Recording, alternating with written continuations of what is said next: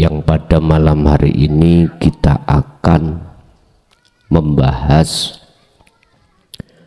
surat Al-Baqarah ayat 54 terkait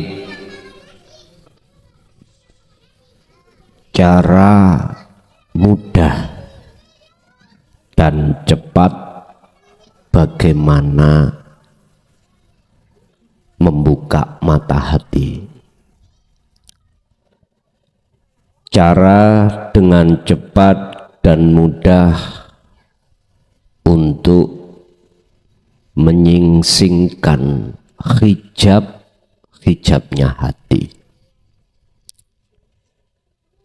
Sebab selama hijabnya hati itu masih menempel di dalam hati, sepanjang itu hati akan menjadi hati yang gelap pada Allah. Tapi jikalau hijabnya itu dibuang alias disikap dari hati, maka saat itu juga rohaniyah jenengan tidak akan pernah gelap pada Allah, alias sing nyoto sing wujud mung Allah sendiri.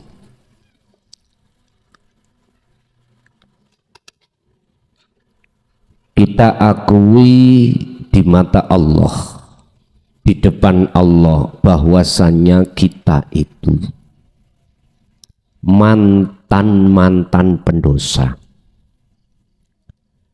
mantan yang menzalimi Allah berpuluh-puluh tahun. Sejak kita akil balik sampai umur jenengan kali kula berapa tahun. Tanda kalau kita mantan pendosa pada Allah, rohaniyah kita beriman pada selain Allah. Ku maksud Allah bukan ismudzat, bukan nama. Yang ku maksud hidup bukan sifat.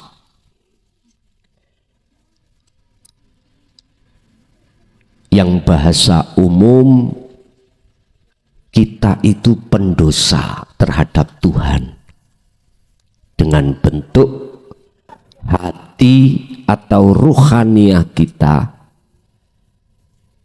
ada sesuatu selain Tuhan di dalam hati kita. Makanya mengapa kita mulai sejak kecil itu dididik di dalam agama Islam tentang tauhid.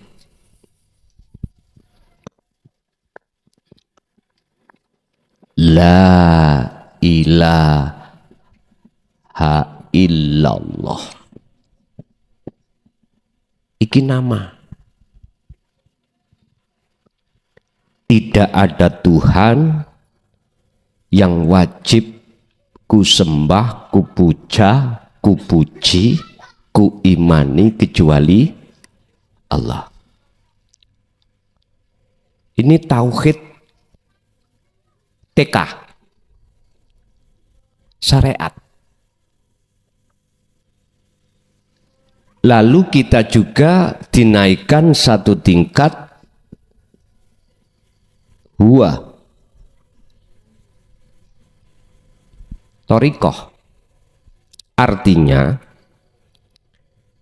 kita diperintahkan ketika menjalankan aktivitas apapun, hati harus punya iman bahwasanya semua apapun yang berperan di segala hal aspek itu adalah yang memiliki nama Allah. Tapi nggak bisa. Karena apa? Karena tauhid yang nomor 3 kita tidak diajarkan anta, gak diajarkan. Babakan dinul haq, agama yang mendidik tentang bahwasanya Tuhan itu dekat, nggak dididik. Bagaimana mungkin kita akan bisa merasakan bahwasanya semua yang berperan itu Allah, lawang ilmu untuk mendorong kita di anta itu tidak diberikan. Bagaimana mungkin Anda akan bisa merasakan manisnya tebu, lawang tebunya tidak didatang? Ya diangan-angan aja akhirnya. Logikanya seperti itu. Lah, ketika saat la ilaha illa anta hakikat itu dihadapkan terhadap diri kita sebagai manusia, maka disitulah ilmu untuk merasakan bahwasanya Tuhan itu amat dekat. Maka di situ ada tindakan-tindakan dalam hati sampean untuk bertemu terhadap anta, sehingga sampean ruhaniyah hati sampean itu dikenalkanlah yang namanya dzikir sirul asrar. Akhirnya kita asah setiap saat dan waktu. Akhirnya barulah ketoto rasa ning ati sampean supaya sambung terhadap urip. Sedikit demi sedikit. Akhirnya kemakrifatan sampean datang Allah itu semakin lama semakin terbangun, walaupun belum sampai ana. Masih ada 2 yang disebut di makom muraqabah, ada yang merasakan, ada yang dirasakan. Bapak Ibu, oleh karena umat manusia itu jarang mau menerima tentang pengajaran ilmu sejati atau ilmu kaweruh atau ilmu tauhid anta, maka tidak terasa kalau dirinya ini mulai awit balik sampai berpuluh tahun berbuat dolim pada Tuhan. Ini karena apa? Karena mereka sudah menganggap benar dengan bentuk jasmaniahnya itu patuh di dalam hukum syariah, meninggalkan larangan di dalam syariat jasmani, menjalankan perintah di dalam syariat jasmani, itu sudah merasa benar katanya. Padahal itu bahaya. Manakala tidak mengenal pengajaran ruhaniyah ini, hanya jasmaniah yang dipentingkan. Lebih baik jasmaniahmu iku maksiat, tapi menjadikan ruhaniyahmu iku sadar dan merasa dilan, merasa ino di mata Allah, daripada kau melakukan taat tapi hatimu takabur, merasa mulio, merasa bagus. Akhirnya orang lain dianggap jelek, dirinya yang mulio. Niki kontradiksi makalah ini pada kaidah syariah. Tapi ini kenyataannya. Lebih baik jasmaniahmu laku maksiat tapi menjadikan rohaniyahmu itu merasa hina, terhina di mata Allah. Daripada jenengan ini melakukan taat jasmaniyah tapi hatimu merasa gumede di mata manusia, lebih-lebih di mata Allah. Niku makalah Sayyiduna Athaillah itu. Bapak Ibu hadirin, sampai kapan perilaku dolim ini terjadi pada diri kita, ruhaniah ini pada Allah?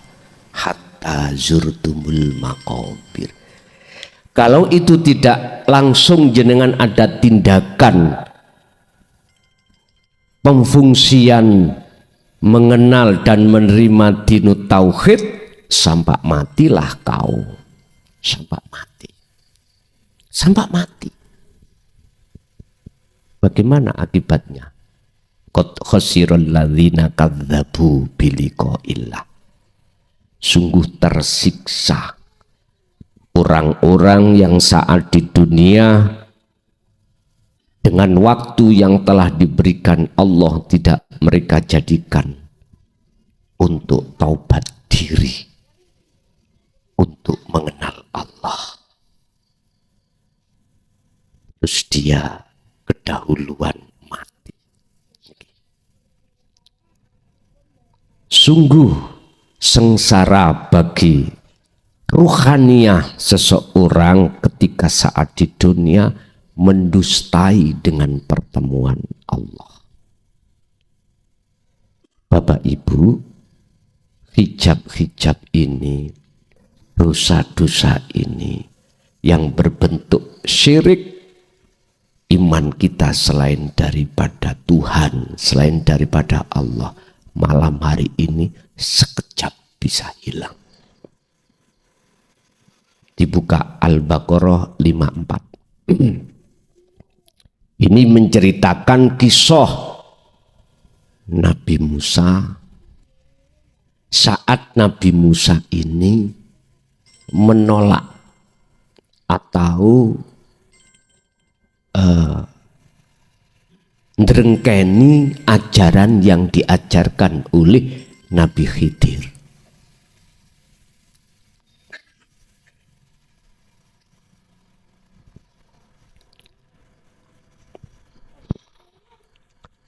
Ringkas saja, karena Nabi Musa berguru terhadap Nabi Khidir, dia masih memegang aturan-aturan syariat kenabiannya, akhirnya bisa. Segala hal apa yang diterjadikan pada Nabi Khidir, beliau protes. Ketika dia merusak kapal, pasalnya 170, protes. Sejak beliau membunuh anak kecil, protes. Sejak beliau itu mendirikan atau membangun pagar yang mau roboh, protes. Itu syariat. Syariat.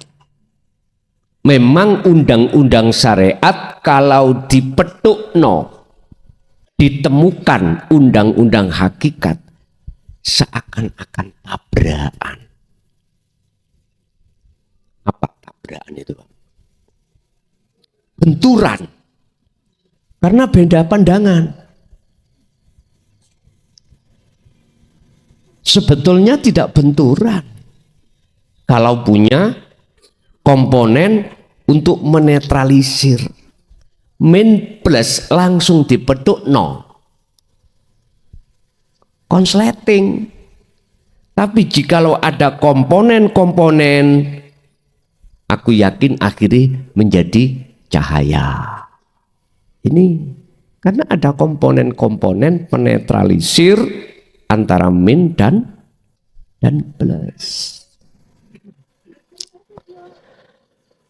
Bapak Ibu, Nabi Musa oleh karena dirinya fanatik dengan hukum syariat, gak salah dia itu menyalahkan Nabi Khidir. Mengapa perahu yang menghantarkan dia rusak? Karena dia memandangnya itu makhluk. Coba kalau memandang pada Allah semua yang berperan seperti Nabi Khidir, nggak ada protes. Mestinya pada saat itu, ini contoh Pak, kalau undang-undang syariat dipedukno langsung dengan ditemukan langsung dengan hukum hakikat, gini kau tabrakan. Nah, biar gak tabrakan ya apa? Mestinya hati Nabi Musa pada saat itu nggak boleh fanatik. Karena kalau sudah masuk pengajaran di dunia hakikat, pinter ilmu opo wae tadi, apakah ilmu Qur'ani, ilmu fikih, ilmu hadise, ilmu apapun, parkir nosik. Kalau iku masih sampai gowo, sampai bawah, gak akan masuk pengajaran dinu tauhid iki, gak akan iso masuk. Tabrakan terus. Akhirnya kebingungan sampean. Mau tak ikuti, ku tak lihat, sesat. Tak ikuti, iku katanya orang-orang itu kalau mati iku nek belum makrifat Allah, belum kenal Allah, itu terjerumus Qur'annya. Waduh.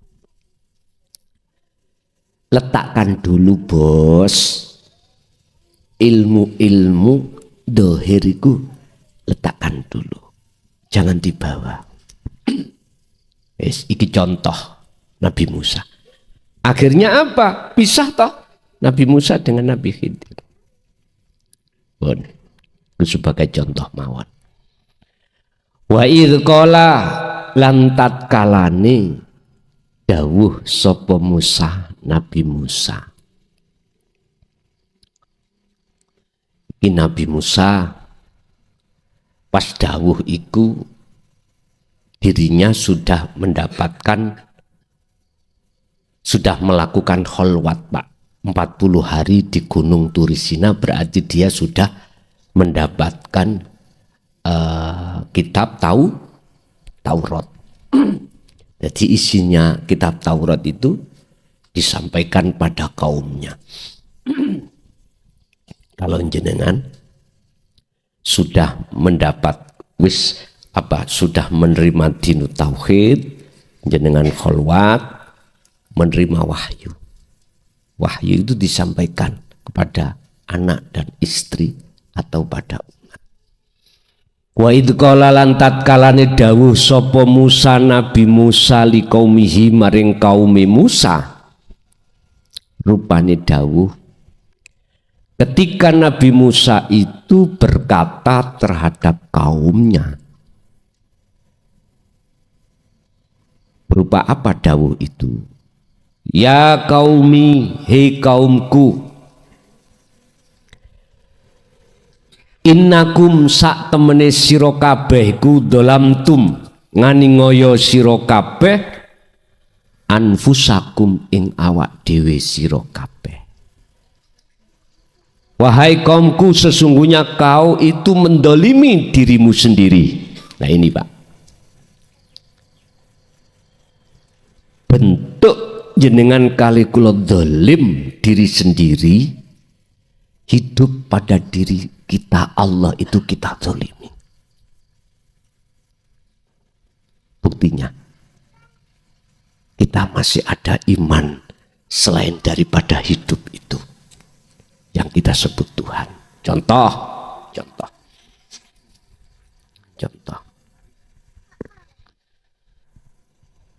Ini kenapa Pak nih? Tumpeng ya. Ya Allah. Kelinci nih Pak ya. Contoh ya kudu anak bos.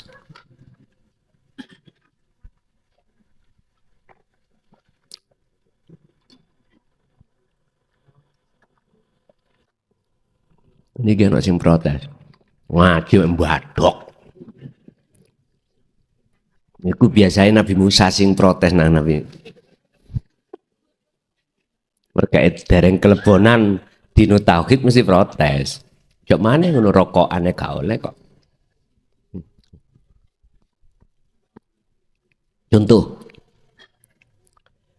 kalau saya mendolimi hidup dalam diri saya merasa atau meyakini yang kasih tausiah itu saya, makhluk.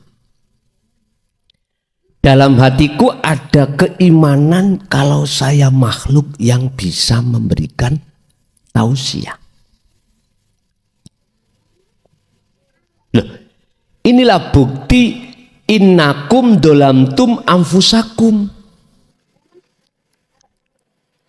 Saya itu mendolimi diri saya sendiri.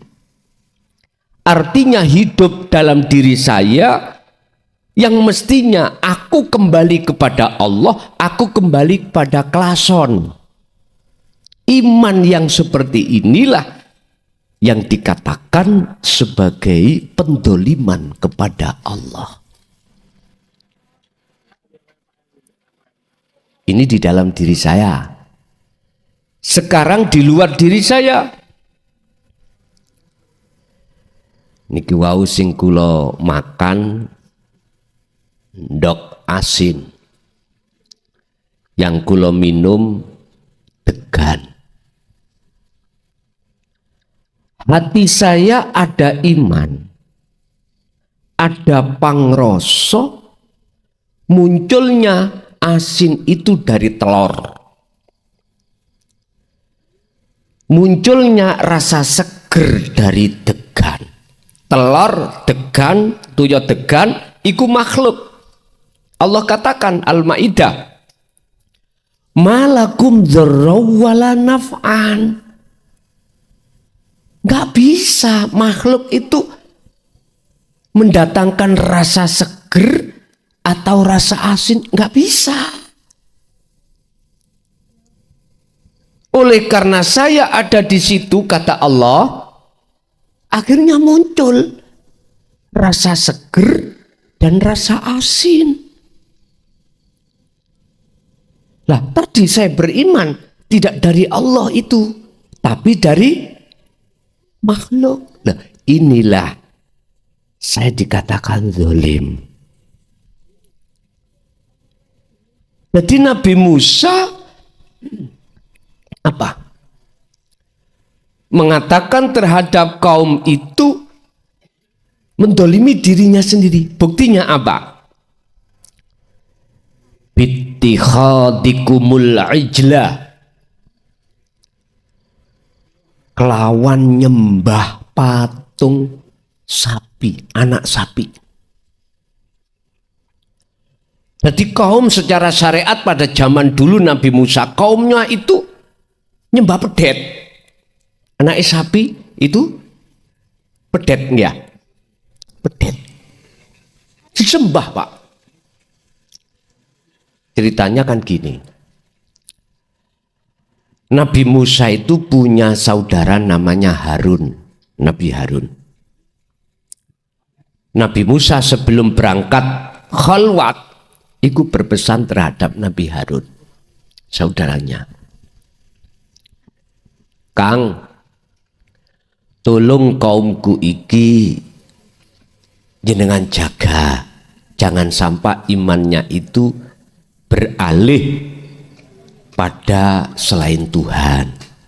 Oh iya, saya ada tugas mau menerima kitab suci di Gunung Turisina, yaitu kitab Taurat. Nah, ketika beliau khalwat 40 hari di Gunung Turisina, kaum ini berbelok imannya, nyembah pedet. Sebetulnya itu kiasan Pak, hakikatnya kiasan. bittikhadikumul ijla. Al ijla itu adalah makhluk.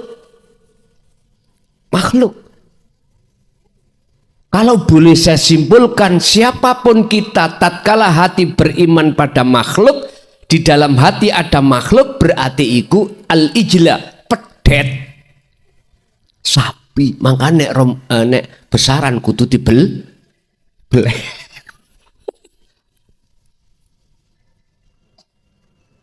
sapi. Bittikhadikumul ijla, bittikhadikum al ijla, menyembah patung. Wow. Berarti perkara selain Allah hakikatnya patung. Bagaimana kurang jelas? Allah sudah katakan bahwasanya seluruh makhluk itu tidak punya daya upaya apapun untuk apapun, nggak bisa. Wala quwata, dan kekuatan apapun nggak bisa. Jikalau telur asin itu memunculkan rasa asin, air degan kelapa itu memunculkan rasa seger, semata-mata illa billah, tapi gak sadar.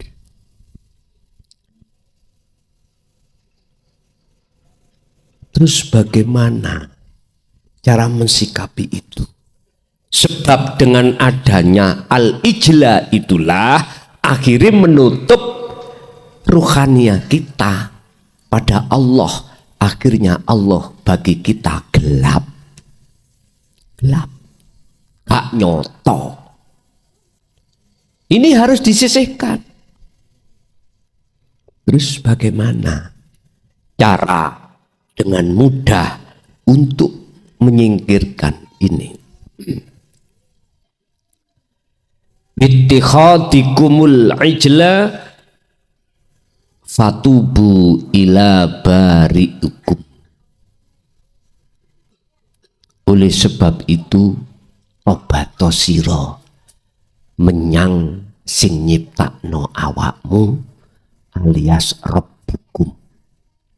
Tobato artinya sesalilah dan ngrumongso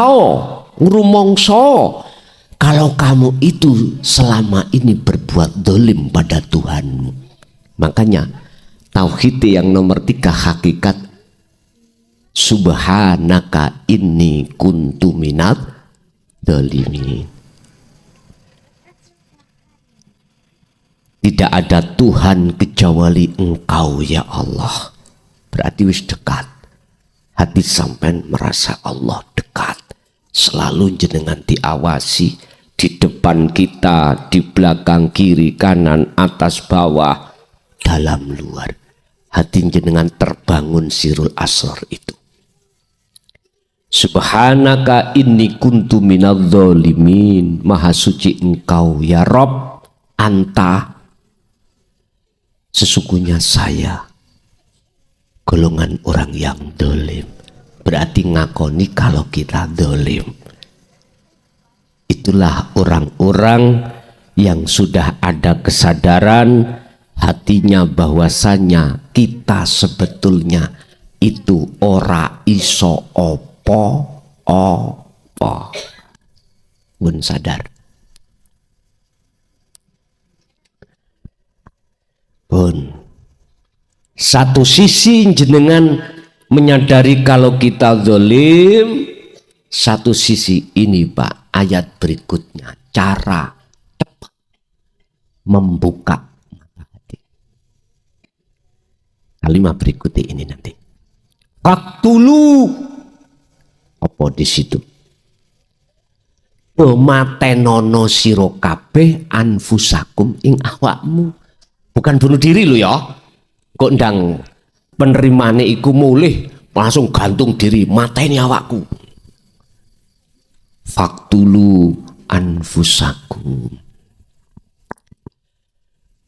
Inilah Pak keakuan kita sebagai manusia yang bisa nyapo-nyapo tadi lu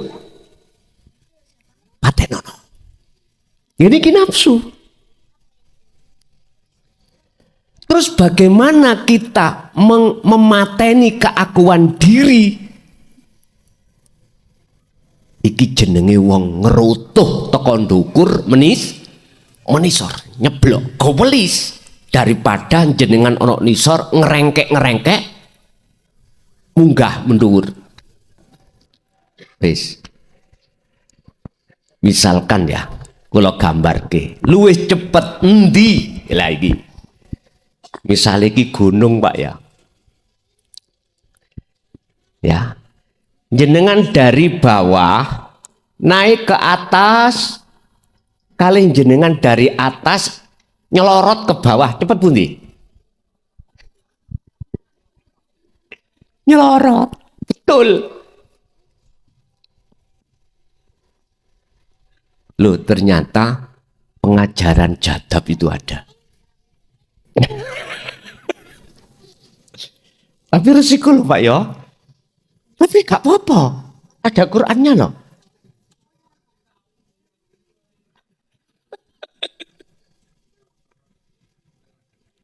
Didik katai kulur rasane mes setahun.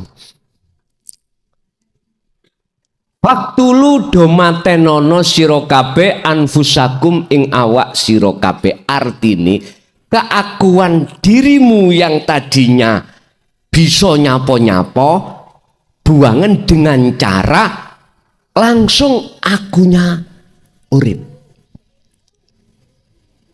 Wis gak katik jenengan iki mau kemahlukane muncul gak katik.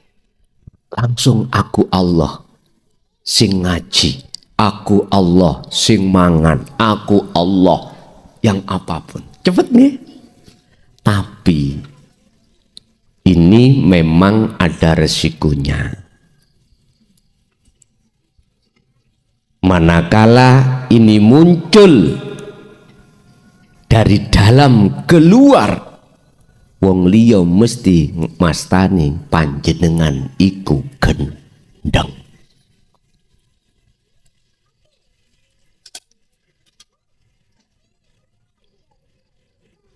Karena dari atas ke bawah ini sudah tidak menimbang-nimbang hukum dohir. Seperti Nabi Khidir, langsung dirusak, dibolongi namanya kapal. Anak kecil dicekal, ditekal. Artinya di situ keakuanmu sudah tidak ada. Jadi keakuan Allah dalam dirimu yang mencorong. Akhirnya dohir sampai niki dari wong syariat ngawur lah. Pancen wong gendeng. Gua akhirnya ngoten. Tapi rapopo. Saya katakan rapopo faktulu anfusakum. Niki nek cara orang itu kasar. Dakwah kasar, Pak. Tapi ada dasar. Maka nih, mohon maaf. Para kekasih-kekasih Allah, contohlah yang termaktub di dalam sejarah yang terkenal, Muhammad bin Muhammad ibnu Ahmad Al-Ghazali.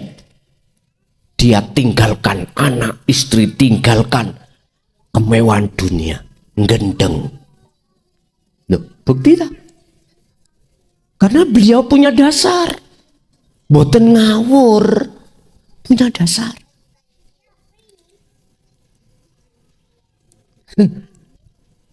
Kira-kira awak dimilih dia, terserah jenengan.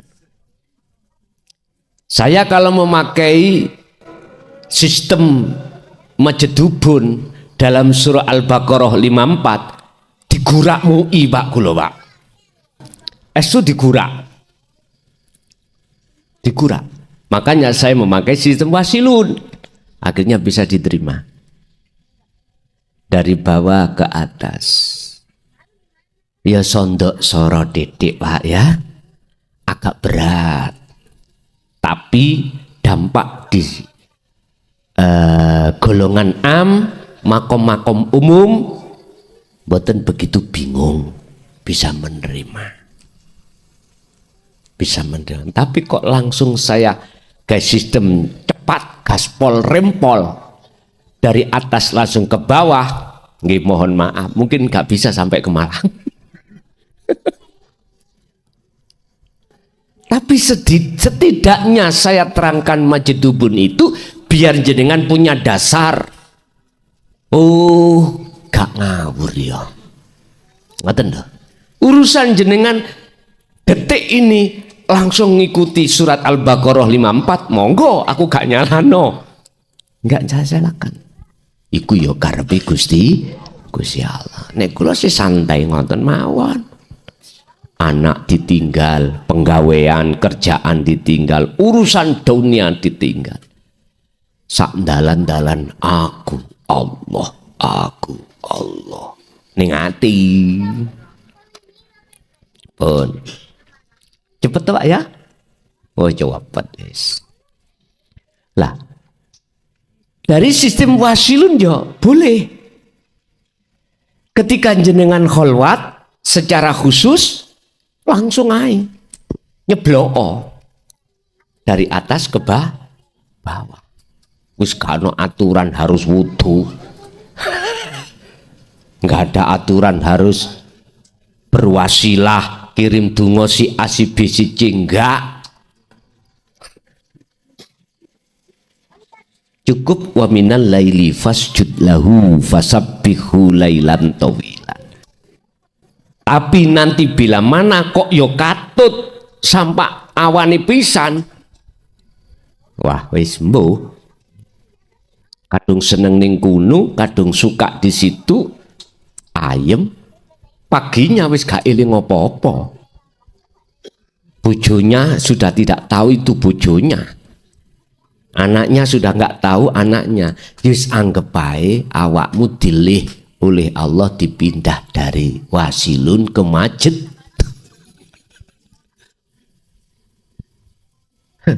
Monggo rapopo.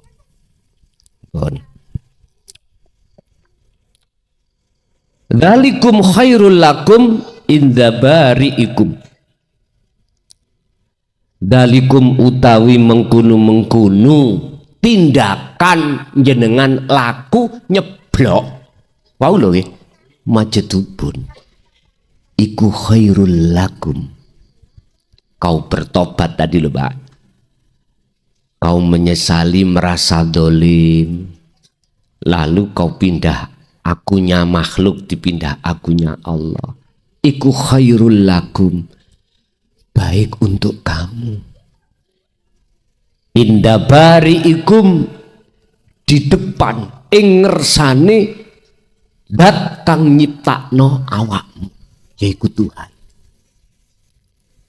Mboten manusia lho. Iku luweh apik pandangan di mata Allah, mboten pandangan manusia.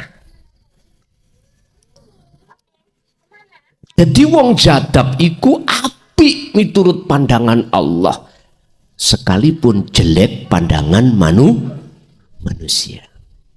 Dzalikum khairul lakum inda bari'ikum.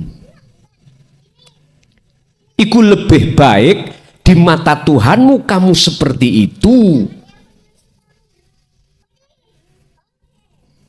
daripada kau terus dolim pada dirimu. Pada dirimu ku hidup dalam dirimu, dolim pada Tuhanmu. Lah, makanya dengan inilah sering saya katakan, saya tidak akan pernah menyalahkan seseorang yang memakai sistem Majidubun, sekalipun saya itu memberikan tahu sistem wasilun. Saya sering ucapkan itu. Dan inilah dasarnya itu.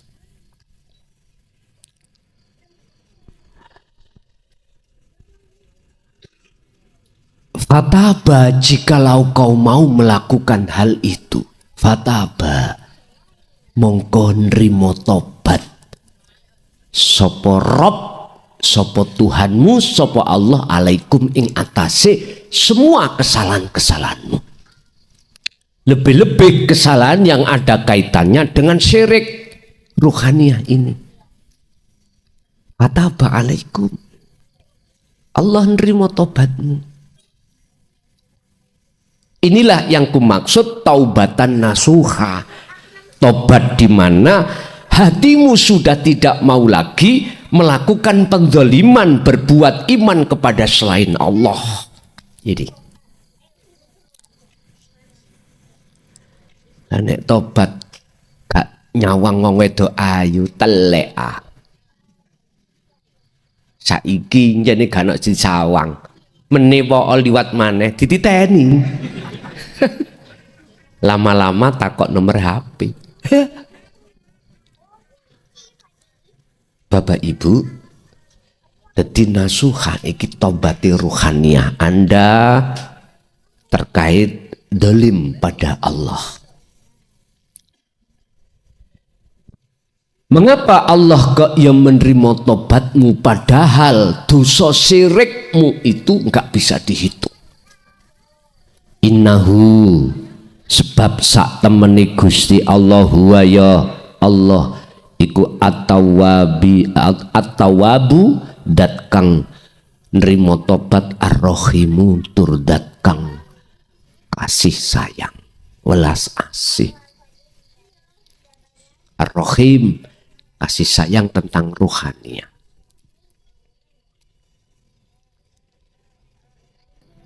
Sarah daripada innahu wat-tawwabur rahim itu dengan catatan ketika jenengan iki masih ada kesempatan di dunia. Artinya sepanjang matahari belum terbit dari barat sampai kapanpun Anda masih ditunggu tobati dan diterima Allah. Lho ngoten niki. Kita tidak tahu, Pak. Sisa umur kita tidak tahu tinggal berapa. Berarti matahari belum terbit dari barat. Selama belum terbit dari barat, kok ada tindakan dalam rohaniyahmu. Pertama, sadar kalau kita itu mendolimi, hidup dalam diri kita masing-masing, lalu melaksanakan waktulu anfusakum, pembunuhan pada diri kita masing-masing, keakuan hamba, maka fataba alaikum, pasti Allah nerima tobat. Ada yang tanya, Pak, Kang, saya ini molimo sejak puluhan tahun, bahkan saya itu dikatakan pembunuh itu sudah 99 orang saya bunuh. Iki ono kisah, Pak, ono sejarah. Tanya kepada kiai. Dijawab pertanyaan ini, apakah tobat saya bisa diterima? Dijawab enggak. Langsung kiai ikut dipateni pisan, akhirnya jumlahnya 100. Bapak Ibu, selama jenengan dereng sedo belum mati, masih ada kesempatan diterima tobat.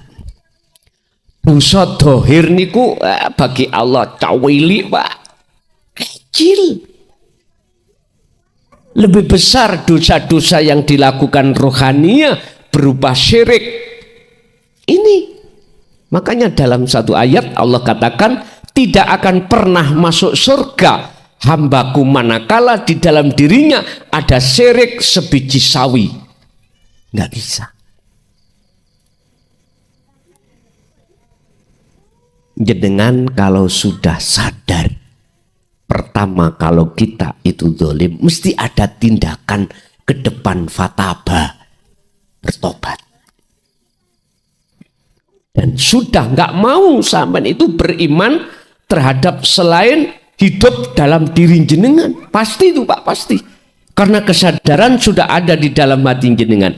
Terus suatu saat jenengan itu ada iman selain Allah. Bagaimana? Apakah itu salah? Tidak, Pak. Itu bukan kesalahan yang Anda harapkan. Tidak.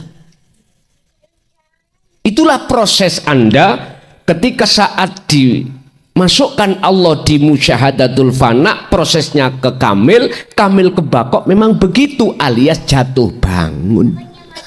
Tapi aku yakin di dalam sanubari hati yang paling dalam, hati jenengan gak ingin untuk melalaikan Allah, gak ingin untuk beriman pada selain Allah, gak ingin. Tapi apakah terjadi? Ya, itulah memang maksud Allah untuk nyuwun sewu mengancup non jenengan iku kemakrifatannya biar tegar. Saya teringat dalam pendidikan TNI atau Polri tahun 70, 75, 80 ya. Sparta. Gak ada, Pak, yang jalan di atas jalan. Mesti nek nggak di sungai ngelosot dulu loh ya. Karena apa? Karena di depan rumah saya itu biasanya dibikin latihan Polri seperti itu. Nggak ada polisi itu jalan di jalannya, nggak ada. Yang jalan itu pelatihnya di jalanan. Lah, sing pendidikan di delosor nono nggone dikali-kali. Mun atik ngatok disambok. Mula iling ngoten niku. Mesti mbok iku biyen niku ndelek kendi. Nek ndukur gapura ngoten. Sakno ndelok. Sakno, jarine sakno. Dulu nek sekarang sudah tidak Sparta. Sistemnya iku didengkek-dengkek hamai. Gitu. Padahal itu untuk mendidik. Dihancup-hancupnya itu ben mental kuat, fisik kuat. Sama jenengan suatu saat lalai, ditarik lagi Allah ingat, sambung putus, sambung. Itu bukan putus sebetulnya itu.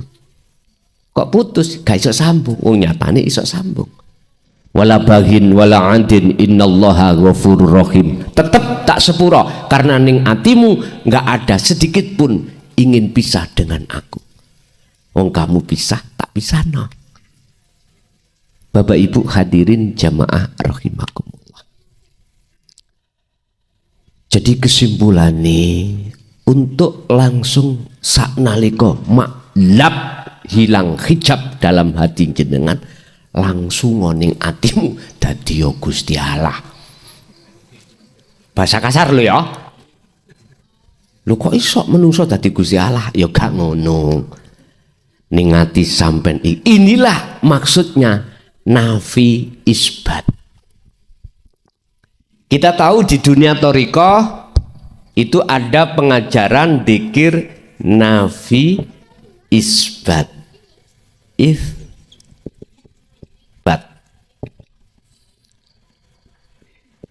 Mbuh paham buka kanca-kanca thariqah ya gak ngerti. Jelasin nafi isbat itu diterangno ning hakikat kok. Ngeten nafi isbat.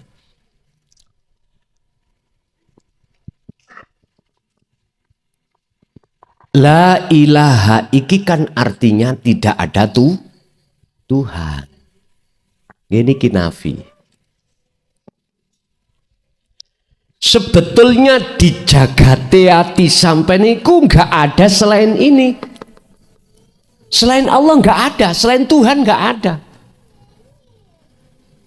Kapan itu? Waktu jenengan iku ning kandungan sampai dilahirke batese akil balik ning atine cah cilik ora enek sak liyane urip.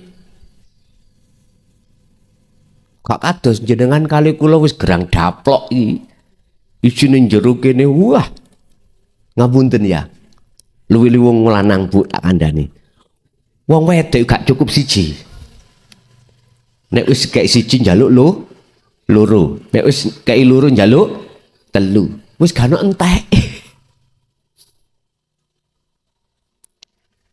Kok maneh opo ae mobil bleng, omah bleng, pabrik bleng, bleng, bleng, bleng, bleng. Asalnya itu enggak ada, tidak ada Tuhan. Berarti gak ono saliyane Allah sebetulnya itu. Berhubung kita sudah mance akil balik, buah holding ngelompok.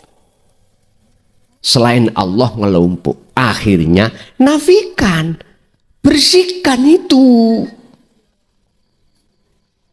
Isinya la ilaha yang tadinya tidak ada Tuhan, terus kok adakan Tuhan selain Allah, duniawiyah iku. Hilangkan itu, karena itu disebut tauhid. Itu disebut apa mang? Pedet ta. Ya iku pedet. Usiran pedet iku teko gunung. Iki nafi. Berarti tadi sistem wasilun, proses menghilangkan rasa keakuan diri. Berarti dari takholi, prosesnya takholi ke tahali. Tahali adalah proses pembersihan keakuan makhluk di dalam hati. Ini kan dugi bawah ke atas. Kalau ini sudah selesai, maka tajalli isbat ini, tetapkan keakuan Allah. Kesuwen to, Pak? Wasilun nggih ngoten niku. Wasilun seperti itu. Tapi nek majadubun waktulu anfusakum. Akune hamba iki ora dipikir, langsung ditukno akune Allah. Otomatis langsung hilang nih. Kan ngeten. Iki gelap ya. Ya gelap. Piye carane gelap iku ilang? Iki sistem majadubun Pak ya. Dalam hatimu akune makhluk nggih. Akhirnya dadekno gelap pada Allah. Ngene ae. Langsung akune Allah encepno. Katik proses tahali. Langsung aja tajalli. Lah, aku Allah. Langsung. Laksana. Ya anu ae. Lampu-lampu iki langsung peteken. Dipetek, Pak. Des langsung kegelapan hilang.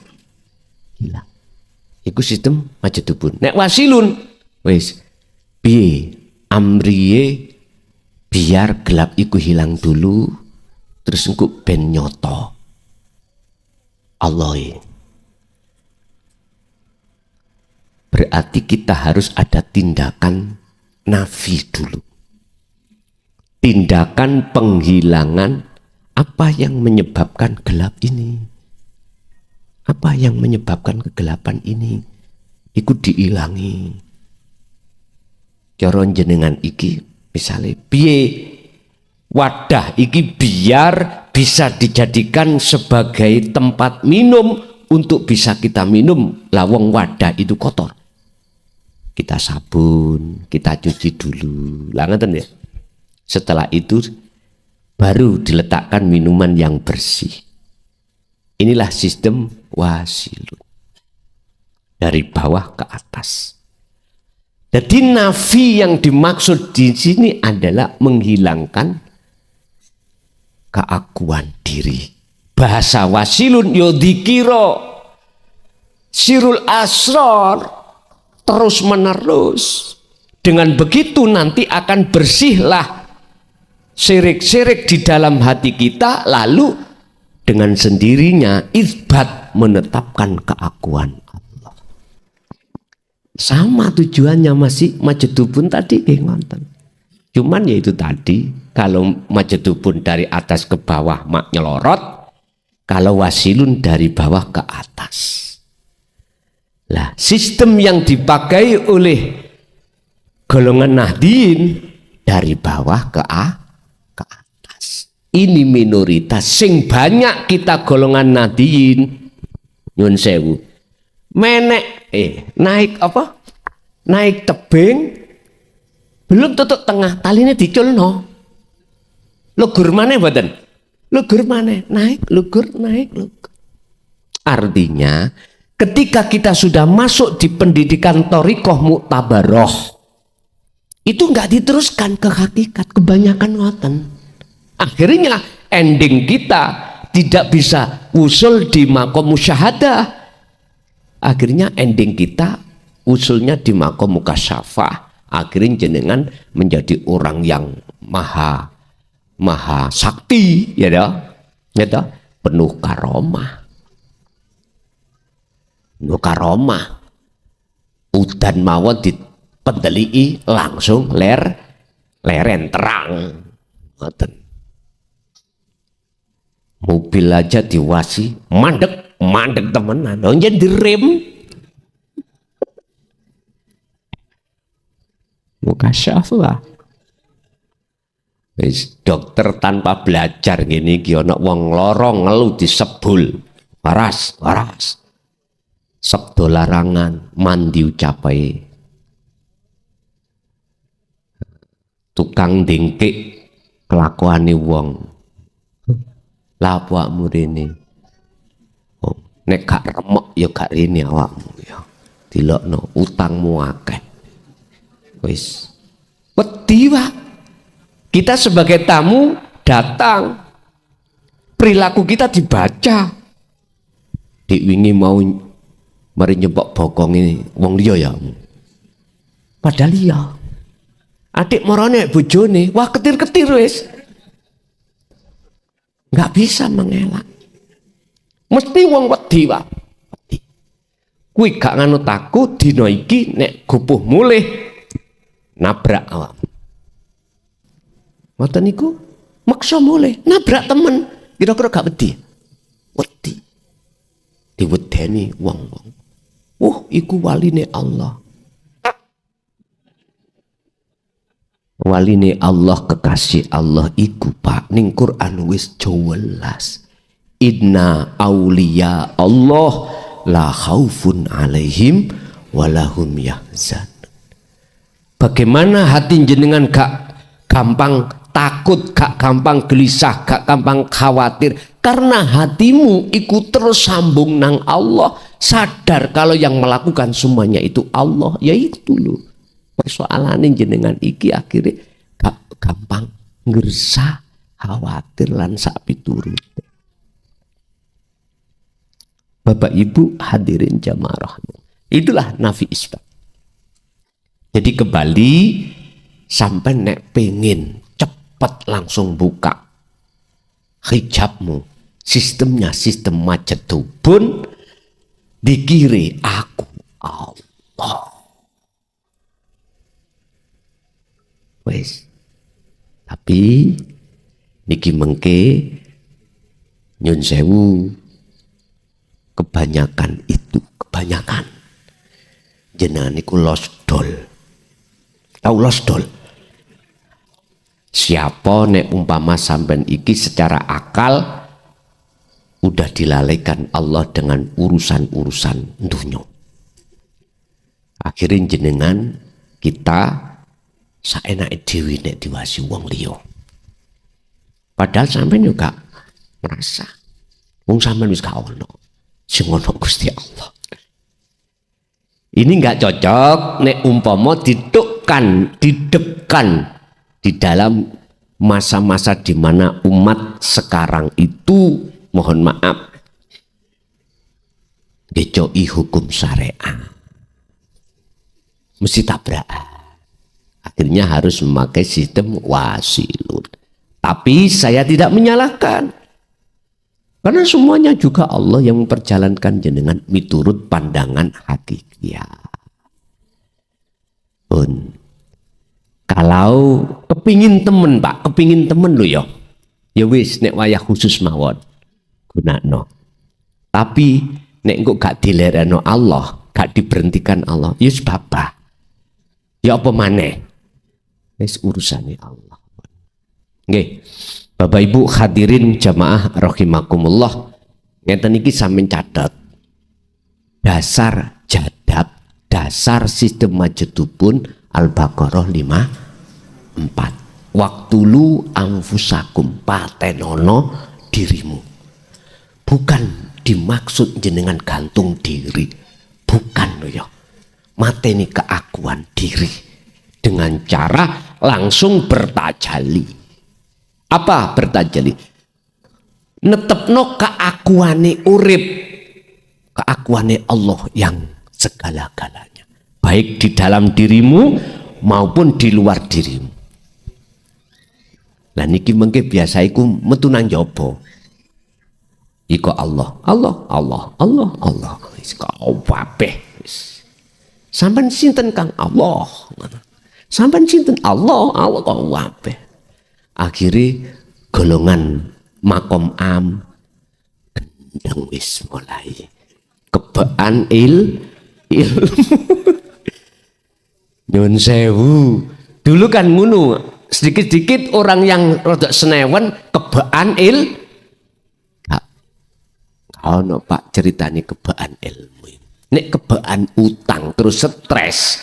Yo diuber-uber akhirnya stres. Pun Bapak Ibu hadirin jamaah rahimakumullah. Mohon maaf, ini masih Syawal Pak Bu nggih. Jadi kula piyambak mulai Gusti Allah mengutus saya untuk menyampaikan dinul haq di Karangploso sampai detik ini. Aku yakin tak sengaja atau tidak ucapan yang kasar atau nyinggung utawa ning ati sampean iku ada nit. Nggih mohon maaf kula atas nama pribadi nyuwun agungi pangapunten. Terutama konco-konco sing syariati kuat, terus disitulah kok ono kalimah sing sanjai yang kelihatannya itu menyinggung. Mohon maaf, jujur kami tidak ada rasa menyalahkan jenengan umat, enggak. Saya cuma menyampaikan aja. Enggak ada hak saya itu memaksakan Anda untuk beriman seperti apa yang kuimani. Boten. Inni lakum nadhirum mubin. Tugas saya cuma nyampe itu. Memberikan kabar saja. Al-mubin. Yang nyata. Urusan jenengan menolak dan menerima itu bukan urusan saya. Barangkali oleh karena kegeden ilmu syariat di antara kita seperti Nabi Musa, akhirnya merasa tersinggung dengan kejadian yang terjadi pada Nabi Khidir. Sekali lagi saya mohon maaf, dan juga saya juga selalu membuka maaf terhadap panjenengan. Barangkali jenengan pernah ancuk-ancuk kula teko doan utawa ora gitu. Misalnya ning nanggone majelis enggak ning omah karo wong mbok nian ngono ngaji taek ayo tak sepuro Pak ngoten nggih. Terus ibu-ibu yang ngoten Pak iku ya kadang-kadang nggih ngregetke. Jadi kula nggih makili Pak Bu nyuwun ngapunten nggih Pak salah napa mawon. Ibu nggih ngoten bae pelayani servisi kurang memuaskan olehnya masak nggih ngapunten. Ibu-ibu nggih ngoten kadang nggih capek. Saking capek nggih wedang keliru uyah lah saged mawon nggih. Pun kosong-kosong ngoten nggih. Bapak Ibu hadirin, selanjutnya kami mohon maaf juga untuk tahun 2024 ini saya tidak bisa seperti 2000 sebelumnya. Nek joro waktu saya diloskan sampai 3-4 jam. Kalau dibatasi sak jam aja. Terus engkau dilanjutkan tanya jawab ngoten. Yes, kalau manut mawon. Manut mawon. Jadi barangkali kok kurang suwi, ya mohon maaf tak terang nasi ben gak salah paham. Oke Bapak Ibu, kita masuk pada sesi tanya jawab. Barangkali ada yang perlu ditanyakan, monggo kami persilakan.